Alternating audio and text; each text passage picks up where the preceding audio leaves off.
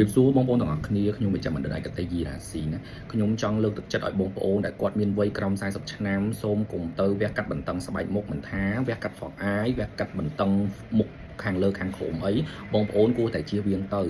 ទី1បងប្អូនត្រូវដឹងថានៅពេលដែលបងប្អូនមានសភាពស្បែកមុខពេញខ្លាញ់ពេញអត់មានសភាពជាធ្លាក់ទេការវះកាត់បន្តឹងស្បែកមុខនេះដែរគឺវាហានិភ័យធ្វើឲ្យការដេរទៅនឹងវាតឹងខ្លាំងវាធ្វើឲ្យបងប្អូនមានស្នាមទី2គឺការវះកាត់បន្តឹងស្បែកមុខនេះគឺមិនស័ក្តិសមសម្រាប់បងប្អូនដែលមានអាយុក្រោម40ឆ្នាំទេ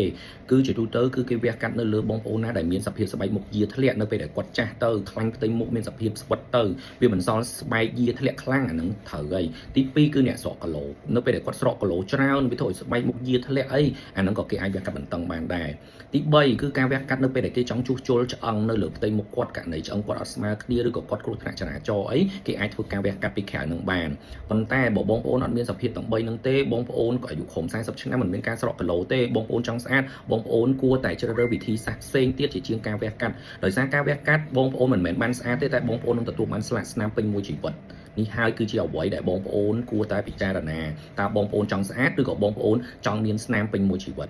អរគុណ